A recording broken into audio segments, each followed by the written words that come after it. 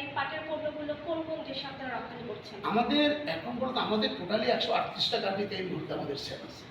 138টা কান্ট্রিতে বলতে সেল বলতে প্রতিদিনই তো 138টা কান্ট্রিতে যায় না। এমনও কান্ট্রি আছে যে বছরে একবার মানে, এমনও কান্ট্রি আছে যে 2 বছর পরে একবার মানে।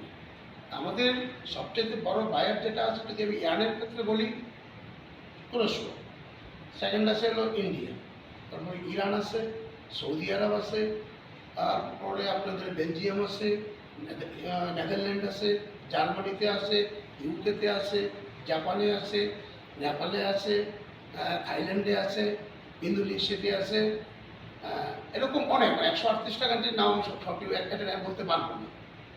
জি, হিসেবে আমরা ব্যবহার করে এটাকে আমরা পাইল যেটাকে বলে, আমরা এটা স্টোরেজ রাখি যে লং রুটের নিলাম, এটাকে 48 থেকে 72 ঘন্টা পর্যন্ত আমরা এটাকে পাইলে রেখে দিই, যাতে এর ভিতরে একটা ফার্মেন্টেশন ঢুক করে।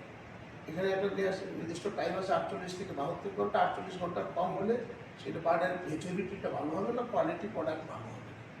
72 ঘন্টার ওভার হয়ে গেলে, ওভার মেচুরিড হয়ে যাবে, তখন কোয়ালিটি খারাপ।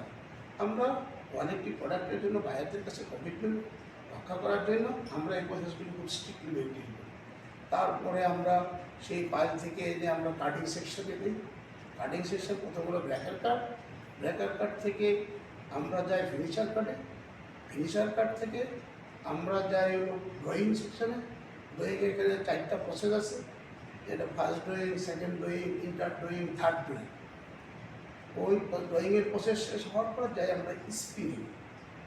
স্পিনিংয়ে যাওয়ার পরে আমরা কিন্তু সুতা তৈরি করি, সুতার পাক। সুতা স্পিনিং থেকে সুতা তৈরি করে যায় এটা রোল ওয়াইন্ডিং ডিপার্টমেন্ট। রোল ওয়াইন্ডিংয়ে ওইখানে স্পিনিং থেকে যে ববিনগুলি থাকে সেটা বিভিন্ন সাইজের থাকে, কোনোটার মধ্যে 400 গ্রাম থাকে, কোনোটা 500 গ্রাম থাকে, কোনোটার মধ্যে 800 গ্রাম থাকে। তো কোয়ালিটি মেশিনের সাইজ অনুযায়ী ওইখান থেকে আমরা রোল ওয়াইন্ডিং দিয়ে আমরা 5 কেজি, মিনিমাম 5 কেজি বা 5.5 কেজি, 6 কেজি পর্যন্ত স্পুল তৈরি করে, ওই স্পুলটা তৈরি করার পরে আমরা এটাকে 3 ভাগে ভাগ করি। প্রথম ভাগ, একটা ভাগ যেটা ডাইরেক্ট ইয়ার্ন এক্সপোর্ট হয়, সরাসরি চলে আসে প্রিসিশন ডিপার্টমেন্টে। একটা ভাগ চলে যায় টুইস্ট মেশিন, যেখানে আমি 2 ply, 3 ply, 4 ply, 6 ply, 8 ply আপনার যত প্লাই হয় এটা করি। আর একটা পার্ট চলে আসে আমাদের উইভিং সেকশন, যে আমাদের এখানে উইভিং মেশিন আমাদের রুম দেখছে, একটা পার্ট ওই রুম থেকে ডাইরেক্ট চলে আসে উইভিংয়ে। আবার ওই উইভিংয়ে আসার পরে এখানে উইভ হয়, কাপড় তৈরি হয়, কাপড় তৈরি করে চলে যায় এটা প্রিসিশন ডিপার্টমেন্ট, ফিনিশিং ডিপার্টমেন্ট। আর ইয়ার্নের ক্ষেত্রে এটা ডাইরেক্ট চলে আসে প্রিসিশনে এসে বায়ারের রিকোয়ারমেন্ট অনুযায়ী বিভিন্ন ধরনের স্পুল তৈরি করা হয়। আমরা যেটা আমাদের জনতা দক্ষিণের একটা ব্যতিক্রমধর্মী, যেটা এটা বাংলাদেশের খুব কম নাই বললেই চলে। আমাদের এখানে মিনিমাম 90 গ্রাম থেকে উপরে 50 কেজি পর্যন্ত আমরা স্পুল তৈরি করি। সেই স্পুলগুলি আমরা বিভিন্নভাবে প্যাকিং করি। কোনোটাকে আমরা কার্টুনে প্যাকিং করি, কোনোটাকে আমরা টাসে প্যাকিং করি। টাস আবার 2 রকম হয়, কোনোটা আমরা তৈরি করি হেসিয়ান ব্যাগে, কোনোটা আবার প্লাস্টিক ব্যাগে তৈরি করি, কোনোটা আবার আমরা প্যালেট আকারে তৈরি করি।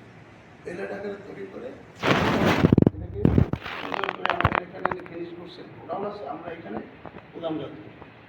তারপরে আমাদের যে শিপমেন্টের শিডিউল দেওয়া থাকে, প্রতিদিন আমাদের শিপমেন্ট শিডিউল দেওয়া থাকে যে আমাদের কোন কোয়ালিটির প্রোডাক্ট কবে কোথায় ডেলিভারি হবে।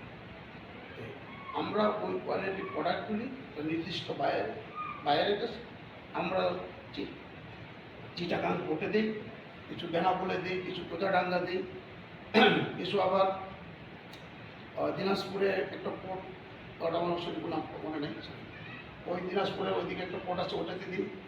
আমাদের এই বিভিন্ন গন্তব্যস্থলে আমাদের চলে যায়।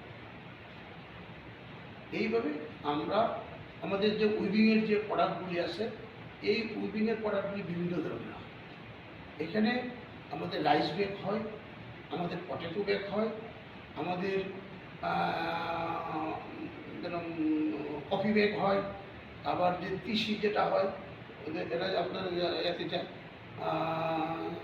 টিউনেশিয়া, এইসব এগুলো যায়। ওইখানে বিভিন্ন ধরনের ব্যাগ তৈরি করা হবে। ওই ব্যাগগুলিকে আমরা তৈরি করে এখানে বিভিন্ন প্রক্রিয়া ব্যাগগুলিকে তৈরি করা হয়। প্রথমে এটাকে এই কাপড়টাকে ক্যালেন্ডারিং করা হয়, তারপরে ক্যালেন্ডারিং করার পরে কাপড়টাকে রিপেয়ার করা হয়, তারপরে ওটাকে কাটিং করা হয়, ব্যাগের সাইজ অনুযায়ী কাটিং করা হয়। কাটিং করার পরে ওটাকে হ্যামিং করা হয়, হ্যারাকোট করা হয়, হ্যান্ড সুইং করা হয়, তারপর এটাকে বেল্ট করা হয়। বেল্ট করে এবার বিভিন্ন সাইজের বেল হয়।